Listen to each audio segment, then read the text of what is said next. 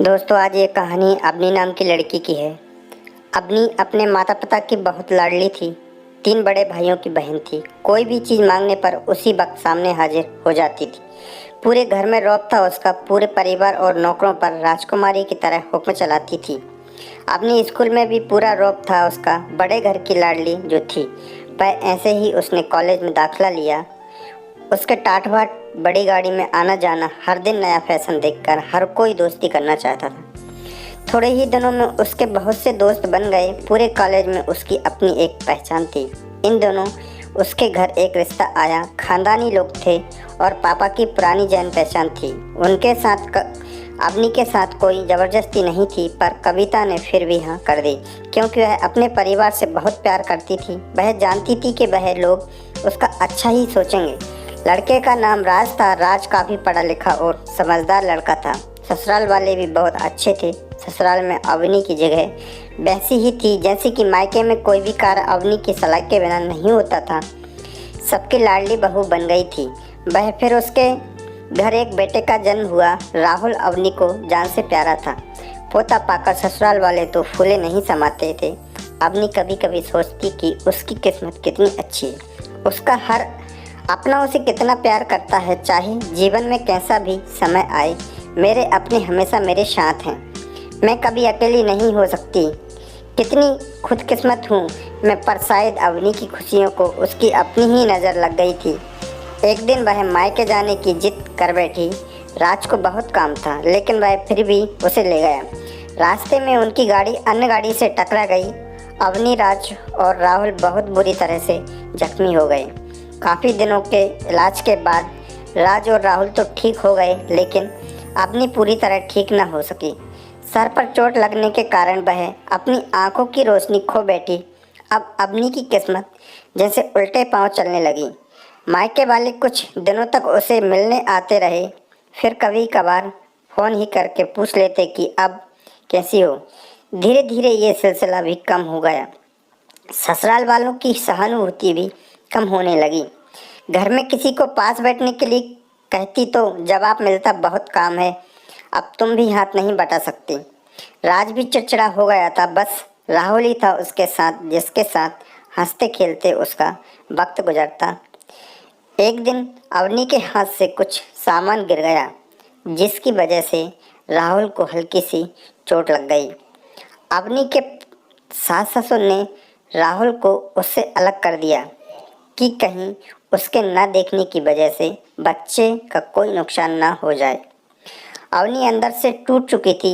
एक दिन उसने सबके सामने मायके जाने की इच्छा रखी, तो राज उसे तुरंत मायके छोड़ आया, जैसे कि वह भी यही चाहता था। लेकिन राहुल को उसके साथ नहीं भेजा।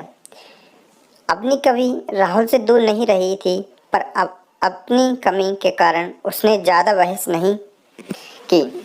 अवनी को लगा कि वह 3-4 दिन बाहर रहेगी तो थोड़ा हवा पानी बदल जाएगा, क्योंकि वह कितने दिनों से कहीं भी बाहर नहीं गई थी। घर वाले भी इतने दिनों बाद उसे देखकर कितने खुश होंगे। अवनी के घर पहुंचने पर सब लोग बहुत खुश हुए। खाने में सब कुछ अवनी की पसंद का ही बना था।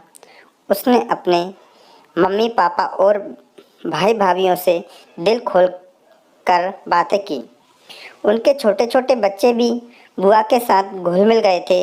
रात को सोने के वक्त जब वह कपड़े बदलने लगी तो उसे पता चला कि उसका बैग तो बहुत भरा हुआ था।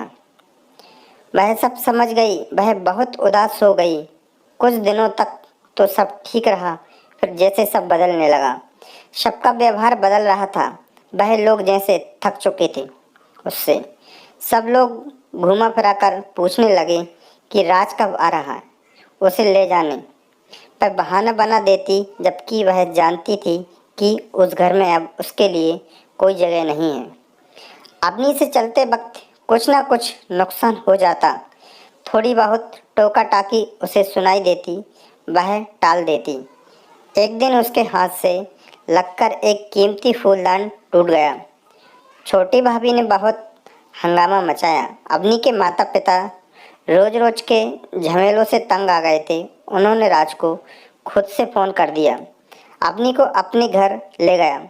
अवनी को अपने परिवार वालों से यह उम्मीद ना थी। जिस अवनी के कहे बिना घर में एक पत्ता भी नहीं हिलता था, उस घर के लिए अब बोझ बन चुकी थी।